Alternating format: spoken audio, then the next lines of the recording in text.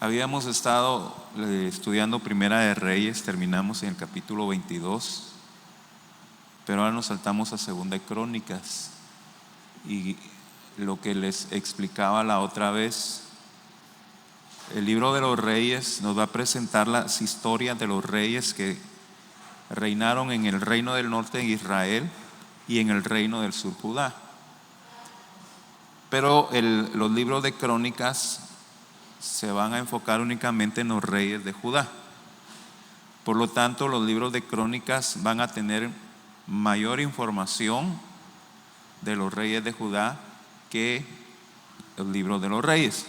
De manera que por eso saltamos de Primera de Reyes a Segunda de Crónicas. Después vamos a regresar a Segunda de Reyes. Pero nos da más información acerca de Josafat. En Primera de Reyes capítulo 22 hasta el final da un pequeño resumen del reinado de Josafat, pero en Segunda de Crónicas nos da bastante información del rey Josafat, uno de los mejores, bueno, tal vez no de los mejores, pero uno de los buenos reyes en Judá. Amén. Más adelante vamos a ver quién fue, bueno, de hecho David fue el mejor rey, ¿verdad? Pero más adelante va a haber otro rey muy bueno. Habíamos visto hace unas 2 semanas atrás, en Primera de Reyes capítulo 22, que Acab, rey de Israel, había hecho alianza con Josafat y lo acompañó a pelear contra los sirios. Eso lo vimos ahí precisamente en el capítulo 22 de Primera de Reyes. Y esto le causó mucho enojo a Dios. Le causó enojo a Dios que Josafat haya hecho alianza con un hombre tan perverso como fue Acab.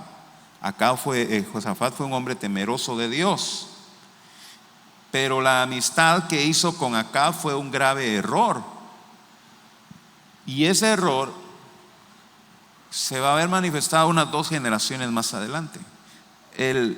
Los resultados de ese error no lo vamos a ver todavía, hermanos. Tal vez no sabría decirle cuánto tiempo, pero pongámosle 1 o 2 meses más adelante vamos a ver el error de Josafat de haber hecho pacto de amistad con Acab. Y en esa ocasión Josafat le dice a Acab: yo te acompaño a pelear contra los sirios, pero por favor convoca a los profetas que nos digan si Dios está de acuerdo. Y usted recuerda que Acab llama a sus profetas, 400 profetas, y todos le profetizan que le va a ir bien. Pero Josafat no está satisfecho y le dice: ¿hay algún otro profeta al quien podamos consultar? Y sí, hay uno que se llama Micaías, pero le dice acá: ese hombre me cae mal porque solo profetiza cosas malas contra mí. Y le dice Josafat: no hable así el rey, mándalo a traer. Y precisamente Micaías le habla y le dice: veo a Israel como unas ovejas sin pastor. ¿Y eso qué significa? Que iba a morir Acab. Se cumplió la palabra de Micaías. Josafat, queriendo burlarse de Dios, se quitó sus ropas reales y se disfrazó de soldado en la batalla. Pero en la batalla un soldado, no sé si era de los israelitas, de los de Judá o de los asirios o de los sirios, lanzó una flecha al aire y precisamente cayó en un punto donde no estaba protegido con la armadura. Le pegó la flecha a Acab y murió. Se cumplió la palabra. Y esa vez Josafat por poco lo matan, porque lo confundieron con el rey de Israel y lo persiguieron, pero al darse cuenta que no era él, los soltaron. Dios en su misericordia lo guardó, porque Dios tenía planes para Josafat. Amén. ¿Cuántos creen que Dios es bueno? Pero cuando Josafat regresa a Jerusalén, le sale al encuentro otro profeta llamado Jehú. Y eso es lo que leímos en el capítulo 19 de Segunda de Crónicas. En el versículo 2 dice: y le salió al encuentro el vidente Jehú, hijo de Hanani, y dijo al rey Josafat: al impío das ayuda y amas a los que aborrecen a Jehová. Miren qué tremenda esa palabra. pues ha salido de la presencia de Jehová ira contra ti por eso. Miren, hermanos, la Biblia no nos prohíbe tener amistades con gente que no es cristiana. Es más, debemos tener amistades con gente que no es cristiana para que podamos compartirle el evangelio. Amén. Yo no sé si usted me está escuchando en esta noche. No podemos nosotros recluirnos en un convento y decir ya no quiero nada con la gente del mundo. No, tenemos que convivir con ellos para compartirles el evangelio. Entonces, realmente no tenía nada de malo que Josafat haya hecho amistad con Acab. El rey David hizo amistad con otros reyes paganos, pero esa amistad lo llevó a comprometerse en un pacto, escúchame bien, que Dios no aprobaba. Yo quiero que usted me entienda en esta noche que el problema no es que haya una amistad con gente que no es cristiana. El problema es que hayan pactos, compromisos. Amén. Ese es el problema. ¿Y cuál fue el pacto que hicieron Acab y Josafat? Josafat tenía su primogénito que se llamaba Joram, y por su parte Acab y Jezabel tenían una hija llamada Atalía, y el pacto que hicieron fue casar a Joram, hijo del rey de Judá, Josafat, con Atalía, la hija del rey de Israel, Acab y Jezabel. Ese fue el problema, porque Acab era un hombre impío, y la Biblia da testimonio que fue el rey más malvado de Israel, incitado por su esposa Jezabel. Y eso está en 1 Reyes 16:30. Y reinó Acab, hijo de Omri, sobre Israel en Samaria 22 años. Y Acab, hijo de Omri, hizo lo malo ante los ojos de Jehová, más que todos los que reinaron antes de él. Ese es el testimonio que da la Biblia de Acab, un hombre malvado más que todos los reyes que hubieron antes de él. Ahora, los reyes, igual que los presidentes hoy en día, procuran hacer alianzas con otras naciones con el objetivo de obtener beneficios políticos, beneficios económicos, beneficios sociales, culturales y de mucha otra índole. Sin embargo, en el caso del pueblo de Dios, Dios les había dicho a los israelitas: ustedes son un pueblo apartado para mí. Amén. Ahora, y eso es precisamente lo que significa santo. La palabra santo viene del hebreo kodesh, algunos lo dicen kadesh, y eso significa apartado. ¿Qué significa santo? Apartado. ¿Para quién? Para Dios. Por eso la Biblia dice: sed santos, porque yo, Jehová tu Dios, soy santo. Nosotros somos apartados para Dios. Por esa alianza, Josafat estaba comprometido en ayudar a Acab, y ese compromiso lo ataba a Acab de tal manera que fue más fuerte que su temor y su obediencia a Dios. Ve, hermano, hasta dónde nos llevan estas situaciones. Por eso la Biblia dice: al impío das ayuda y amas a los que aborrecen a Jehová. Al impío le das ayuda y estás amando a los que aborrecen a Jehová.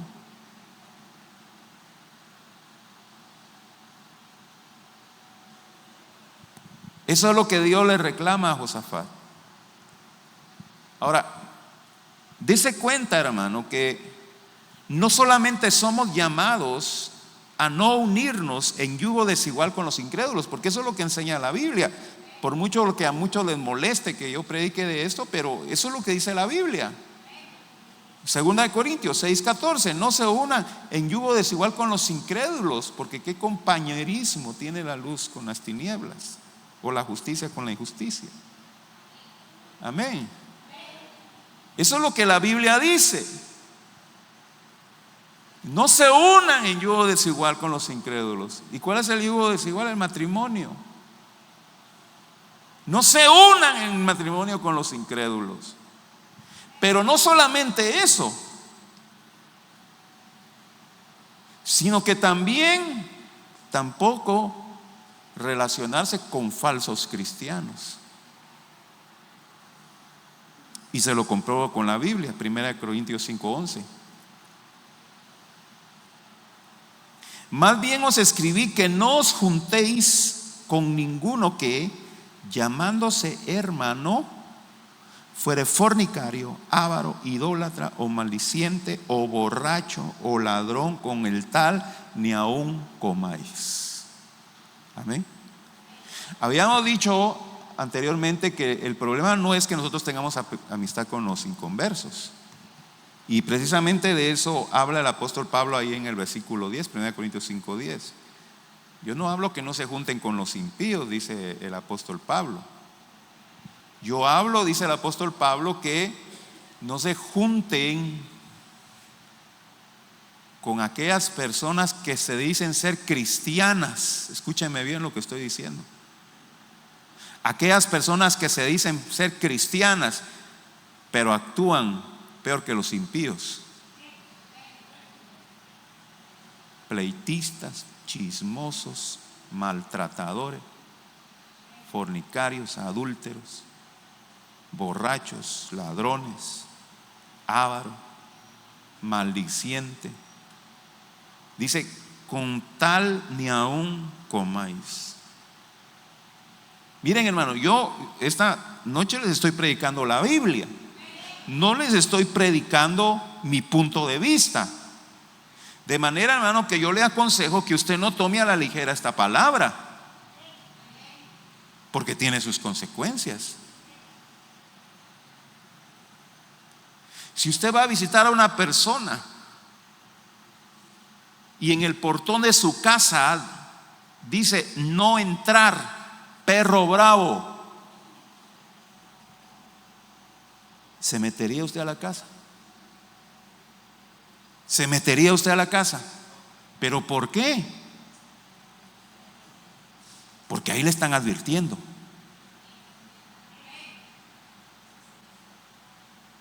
Que si usted entra, lo va a morder el perro. De ahí tiene que ir a la sanidad a vacunarse en el ombligo. Entonces la Biblia esta noche le está advirtiendo: no se unan en yugo desigual con los incrédulos, ni ustedes ni sus hijos, porque tiene sus consecuencias. No hagan amistad con aquellas personas que se dicen ser cristianas, pero actúan peor que los impíos. Eso es lo que dice la Biblia en 1 Corintios 5:11. No debemos de tomar a la ligera esta palabra, porque tiene sus consecuencias. Ahí al rey Josafat le dice el profeta Jehú en el versículo 2: pues ha salido de la presencia de Jehová ira contra ti por eso.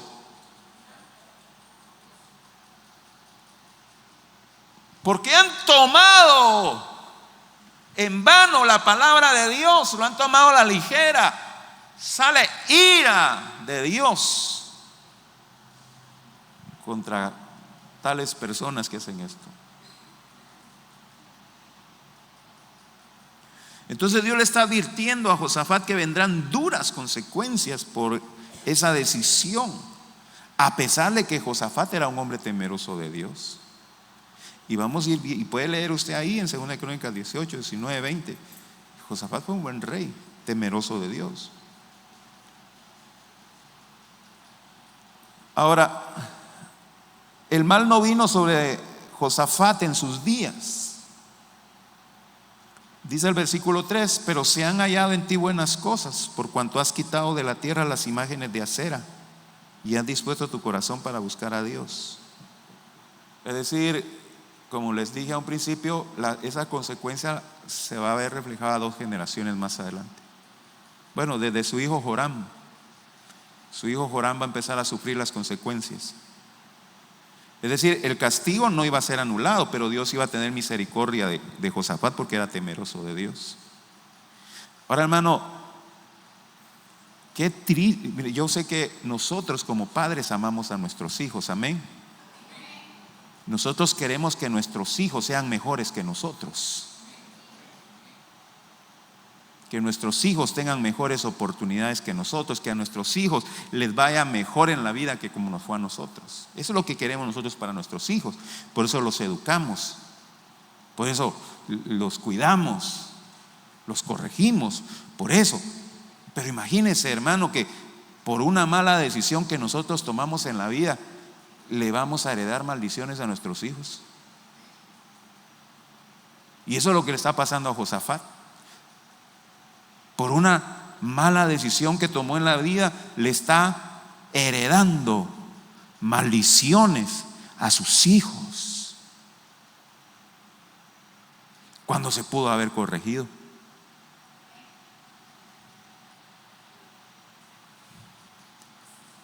Qué triste, ¿verdad, hermanos? Pero por eso la Biblia nos dice en Gálatas 6:7: no os engañéis, Dios no puede ser burlado. Todo lo que el hombre sembrare, eso va a cosechar. Amén. El que siembra para la carne, de la carne va a cosechar corrupción. Mas el que siembra para el Espíritu, del Espíritu cosechará vida eterna. Entonces, hermanos, por favor, préstenme atención. Incluso jóvenes que no se han casado, presten atención lo que dice la palabra de Dios. Porque toda mala decisión tiene sus consecuencias. Dice el rótulo: no entre, perro bravo. Y usted se mete, ¿a quién le va a echar la culpa? ¿A quién le va a echar la culpa? ¿Verdad? Entonces, pero a pesar de todo eso que estamos hablando, Josafat fue un buen rey. Fue un buen rey. Y eso es muy importante, hermano, que lo tomemos en cuenta. Versículo 4 y 5, Segunda de Crónicas capítulo 19, versículo 4 y 5. Habitó pues Josafat en Jerusalén, pero daba vuelta y salía al pueblo desde Beerseba hasta el monte de Efraín, y los conducía a Jehová, el Dios de sus padres, y puso jueces en todas las ciudades fortificadas de Judá, por todos los lugares. No hay un versículo que detalle literalmente que Josafat se humilló ante Dios y pidió perdón, pero está implícito en sus acciones, hermanos. Josafat era un hombre temeroso de Dios y obviamente se humilló ante Dios y pidió perdón. Y vemos en la crónica de la vida de Josafat que él no buscó riqueza ni gloria. Él no buscó riqueza ni gloria, ni para él ni para Judá, como los otros reyes. Acá en Israel, como administrador, como economista, fue bueno y trajo prosperidad acá a Israel. Pero Josafat no buscaba eso como los otros reyes. ¿Qué es lo que buscó Josafat? Buscó que el pueblo tuviera temor de Dios. En eso se esforzó Josafat. Miren, hermanos, qué tremendo. Dice que daba vuelta y salía al pueblo desde Beerseba hasta el monte de Efraín y los conducía a Jehová, el Dios de sus padres. Y el propósito, la misión de Josafat era que todo Judá se volviera nuevamente a Jehová Dios. Y por esa actitud y por esa decisión, Dios bendijo y prosperó a Josafat. Segunda de Crónicas 17:5, Jehová por tanto confirmó el reino en su mano, y todo Judá dio a Josafat presente, y tuvo riqueza y gloria en abundancia. Amén. Tiene razón la Biblia cuando dice: busquen primeramente el reino de Dios y su justicia, y todo lo demás tiene por añadidura. Amén. Busquen primeramente el reino de Dios y su justicia, y todo lo demás viene por añadidura. Josafat buscó primeramente a Dios. Salía por todo el territorio de Judá, conduciendo al pueblo a volverse a Dios. No buscó riqueza, no buscó grandeza, sino que buscó que el pueblo se volviera a Jehová, y por eso Dios se agradó y trajo bendición, prosperidad, riqueza, gloria en abundancia. Amén. ¿Cuántos pueden levantar su mano y decir: ese es mi Dios? Amén. Dele gloria al Señor.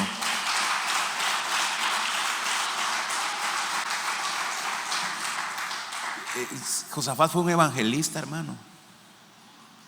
Un evangelista que exhortaba al pueblo a volverse al Dios de sus padres, y personalmente los visitaba. Constituyó jueces temerosos de Dios para que atendieran los asuntos en el pueblo, y así evitar que consultaran a dioses paganos. Eso fue algo muy bueno que hizo Josafat. Constituyó jueces temerosos de Dios y exhortaba a los jueces a actuar con rectitud y justicia. En el versículo 6 dice, 2 Crónicas 19:6 dice: y dijo a los jueces: mirad lo que hacéis, porque no juzgáis en lugar de hombre, sino en lugar de Jehová, el cual está con vosotros cuando juzgáis. Ustedes jueces, le dijo Josafat, ustedes no van a juzgar en nombre mío, ustedes van a juzgar en el nombre de Jehová. Por lo tanto, ustedes deben de ser correctos. Amén. Temerosos de Dios. Los jueces tenían que tener temor de Dios, estar conscientes de que juzgaban en nombre de Jehová, y Jehová iba a respaldar todas las decisiones que ellos tomaran. Miren, hermanos, nosotros en la vida vamos a tener conflictos alguna vez, aun cuando seamos cristianos, ¿verdad?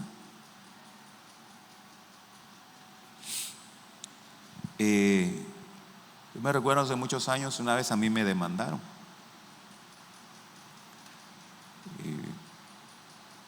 Y eso, pues, estamos expuestos todos. Amén. Todos estamos expuestos a eso. Pero como cristianos, si está en nuestras manos no demandar, no lo hagamos. Si no es tan grave el asunto, ¿verdad? Si no es algo tan grave, si es algo pequeño.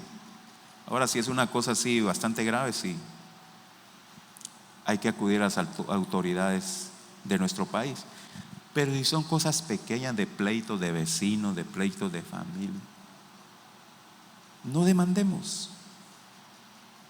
Acudamos a Dios. Y se lo voy a respaldar bíblicamente. 1 Corintios capítulo 6,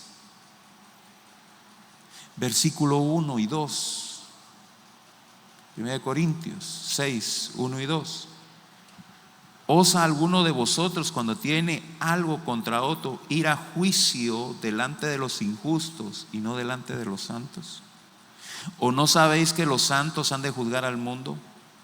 Y si el mundo ha de ser juzgado por vosotros, ¿sois indignos de juzgar cosas muy pequeñas? Eso es lo que dice Pablo. ¿Hay algún problema venga su pastor, venga con algún líder de la iglesia, platíquelo. Amén. Dice el apóstol Pablo, ¿para qué van a ir allá con los jueces impíos? Dice. Y peor, hermanos, si son cristianos los que se están demandando. Y sucede, tristemente sucede, hermanos. Hace poco hubo un gran escándalo en Quetzaltenango, creo que ustedes fueron testigos de eso, ¿verdad? Hay videos de que en una congregación se pelearon y le fueron a pegar al pastor. Y hay videos ahí y todo el asunto, y viene el pastor y va a demandar, ¿verdad?, a los que le pegaron. Entonces dice el apóstol Pablo, ¿se atreven ustedes cuando tienen algo contra otro ir a juicio delante de los injustos y no delante de los santos? Dice Pablo. ¿No saben ustedes que los santos van a juzgar al mundo? Si el mundo ha de ser juzgado por vosotros, ¿sos indignos de juzgar cosas muy pequeñas? Entonces, en esos asuntos, hermanos, seamos sabios y prudentes. Si hay un asunto pequeño de que me dijo, me maltrató y me dijo carambola de apodo, ¿por qué voy a demandarlo allá? Me insultó. Ahí mismo en 1 Corintios capítulo 6, si usted lo lee más adelante, el apóstol Pablo dice, ¿por qué no mejor soportan el agravio? ¿Por qué no mejor soportan el ser defraudados? Porque mire, dice el apóstol Pablo, ustedes se quejan, pero ustedes también son pícaros. Parafraseado lo que dice el texto, ¿eh? Ustedes se quejan, pero ustedes también provocan. Yo me recuerdo, hermano, que hace unos años atrás, una joven, ya no viene aquí a la iglesia, vino conmigo y me dice, mire, que fíjese que tengo una compañera que me maltrató, ¿verdad?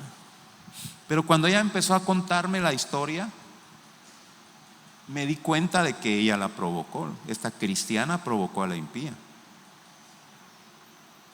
Y entonces, hermano, ¿por qué se vienen a quejar si provocan? Amén.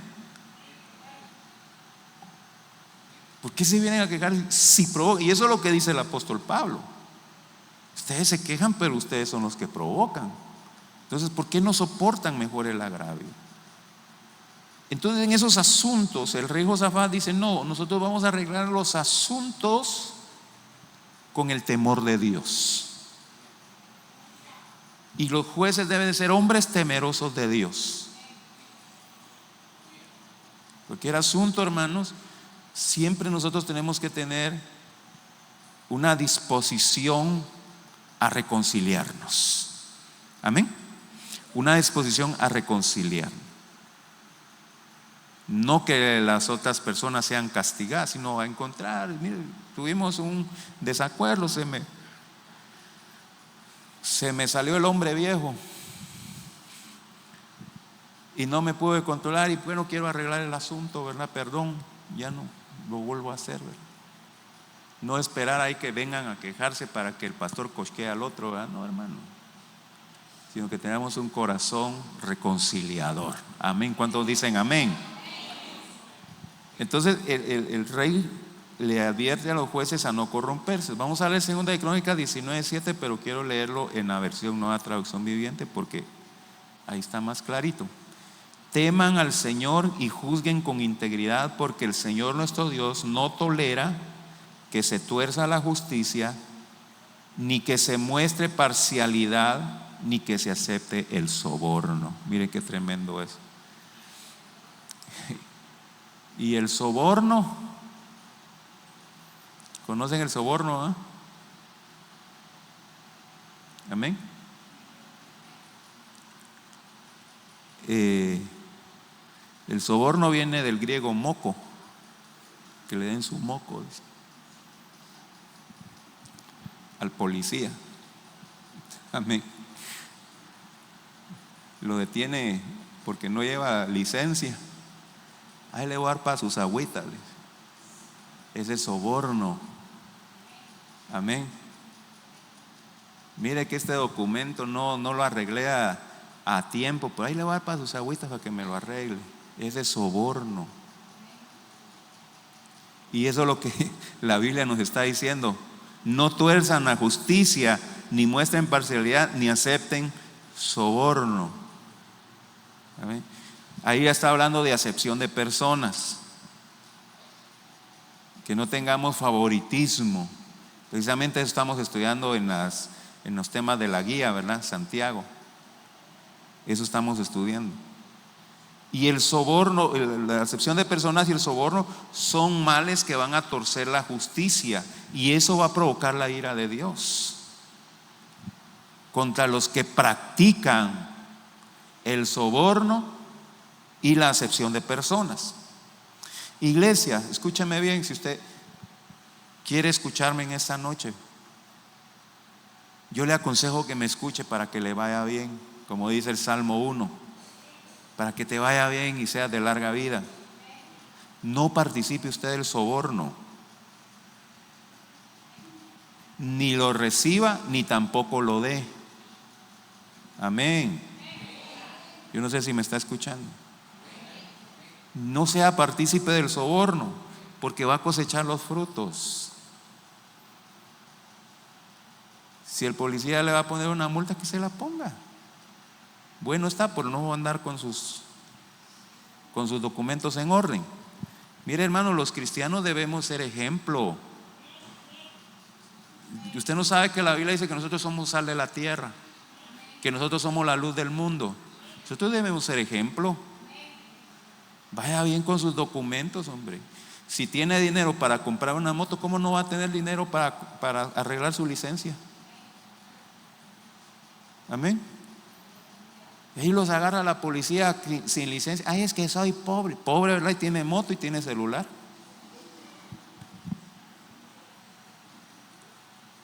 Perdón si le está cayendo a alguien. Sí lo estoy diciendo por usted, pero no precisamente exclusivamente por usted.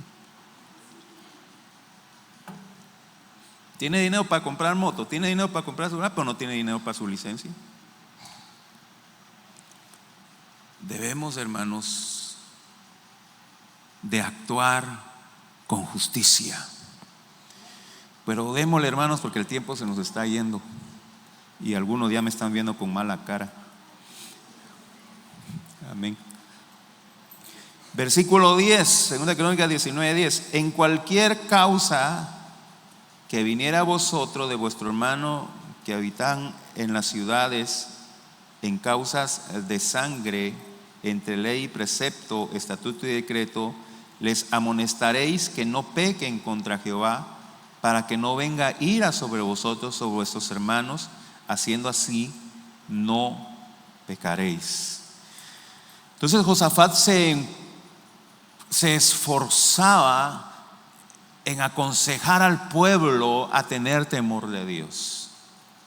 Se esforzaba en instruir al pueblo. Josafat entendía, hermanos, que la mejor cura es la prevención. Amén. La mejor cura contra el pecado es la prevención. ¿Y cuál era el remedio? La instrucción en la palabra de Dios. Ser instruidos en la palabra de Dios. Amén. Es el mejor remedio contra todo el mal. Yo vuelvo a insistir en el Salmo 1. El Salmo 1 está clarísimo. Es bienaventurado el que no anda al consejo de malos, ni anda en camino de pecadores, ni en silla de escarnecedores se sienta, sino que en la palabra de Dios está su delicia, y en la palabra de Dios medita de día y de noche. Quien medite de día y de noche en la palabra de Dios va a ser como un árbol plantado junto a corrientes de agua, que siempre va a dar fruto y que nunca va a perder sus hojas, y todo lo que hace va a prosperar. Así dice el Salmo 1. Entonces Josafat entendía que lo mejor para encontrar el favor de Dios y la bendición de Dios, era instruir al pueblo en la palabra de Dios, y en eso se esforzaba, para que el pueblo entendiera la voluntad de Dios. Lo que hacemos hoy, hermano, lo que estamos haciendo ahorita, que usted preste atención a la palabra de Dios, hermano. Basta ya de estarle prestando atención a lo que ve en la televisión, en las redes. Eso sí se le queda, pero la palabra de Dios también se le tiene que quedar, hombre.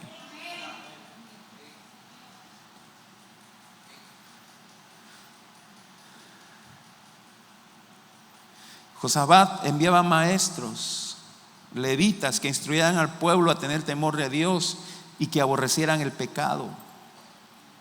¿Con qué propósito? Con el propósito de evitar que la ira de Dios viniera sobre ellos.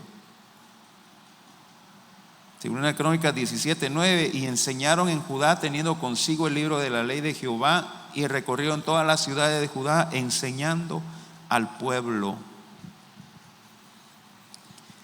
Escúchame bien, y esto trajo fruto.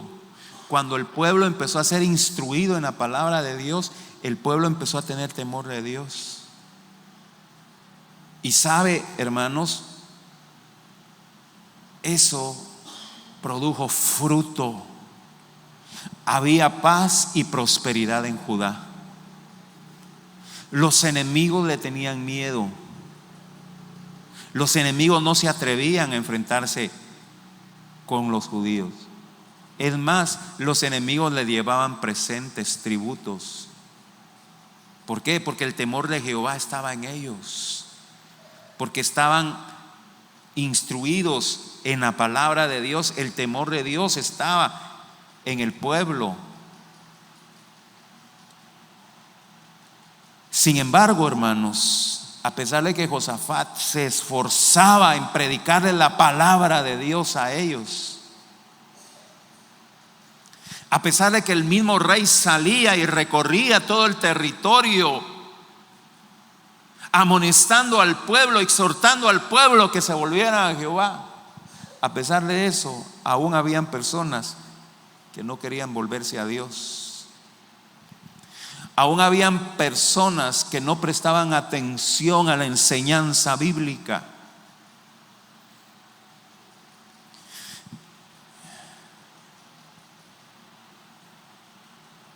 Les predicaba los maestros que enviaba Josafat y les entraba por un oído y les salía por el otro, así como usted puede ver ahí en la Biblia. Amén.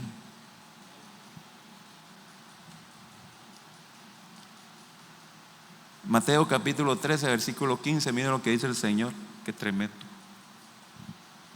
Porque el corazón de este pueblo se ha engrosado y con los oídos oyen pesadamente y han cerrado sus ojos para que no vean con los ojos y vean con los oídos, y con el corazón entiendan y se conviertan y yo los sane.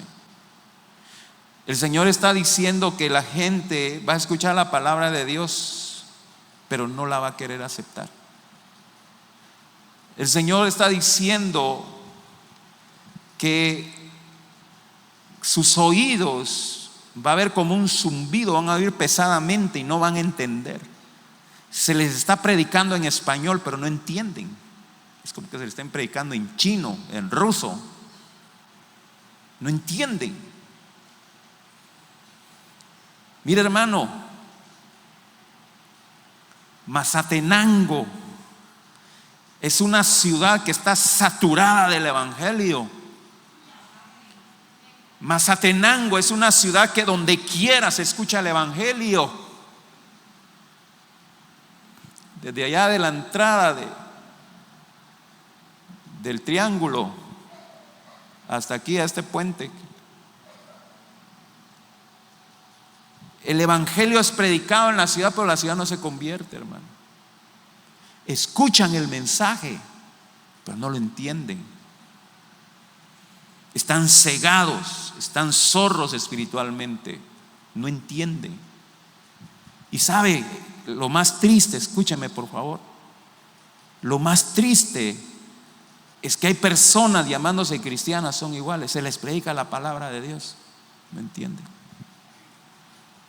¿No entienden? Si usted voltea a ver, van a ver que algunos durmiendo están. ¿No entienden? No quieren escuchar la palabra de Dios. Tienen pesados los oídos. ¿Sabe qué es lo tremendo, hermano? Se vienen a dormir al culto y cuando se van a la casa a ver tele van. No se van a dormir o a comer. Ya está muy cansado, pobrecito. Hay que sacarlo en camilla, llevarlo a su cama que se duerma. No, hermano, salen del culto, platicar con el vecino. No sé, si lo hacen a las 8 de la mañana, que es el culto del domingo, imagínense. No creo que saliendo de la iglesia se van a dormir a su cama. ¿Y sabe cuál es lo tremendo, hermanos? Que hay muchas personas que están en el evangelio solo porque buscan bendiciones. Hay personas que están en el evangelio porque les han predicado, sí, si usted está en el evangelio usted va a ser próspero, dice. Usted va a ser bendecido y va a tener fincas y va a tener helicópteros y va a tener aviones y se va a ir todos los años de vacaciones a Cancún. Entonces por eso estoy en el evangelio, pero no quieren escuchar la palabra de Dios, no quieren aborrecer el pecado. Ellos van tras falsas enseñanzas. En 2 Timoteo capítulo 4 versículos 3 y 4 dice: porque vendrán tiempos cuando no sufrirán la sana doctrina. Es decir, no van a soportar la sana doctrina, no van a querer escuchar la sana doctrina, sino que teniendo comezón de oír, se amontonarán maestros conforme a sus propias concupiscencias y apartarán de la verdad del oído y se volverán a fábulas. Y eso es lo que está pasando hoy en día. Se amontonarán maestros conforme a su propia concupiscencia.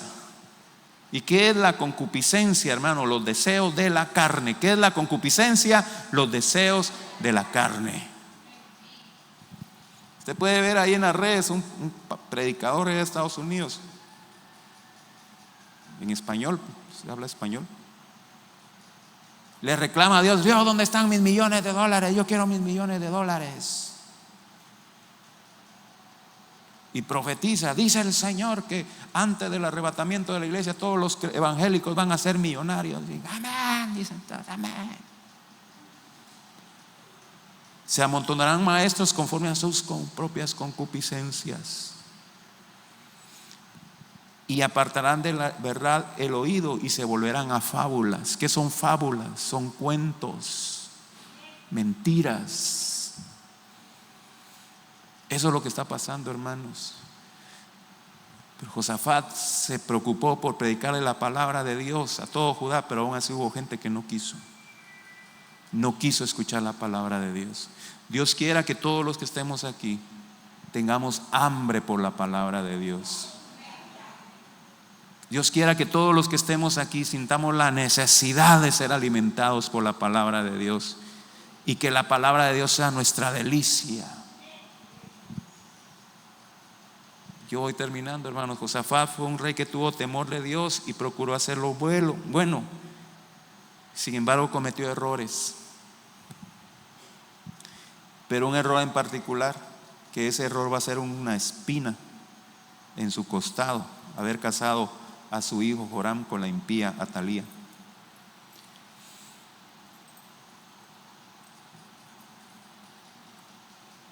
Es verdad, hermanos, que Dios perdona nuestros pecados. Si nosotros venimos a Él arrepentidos, Él va a perdonar nuestros pecados, téngalo por seguro. Amén. Dios nos perdona, nos salva y nos da vida eterna. ¿Cuánto dan gloria a Dios por eso? Pero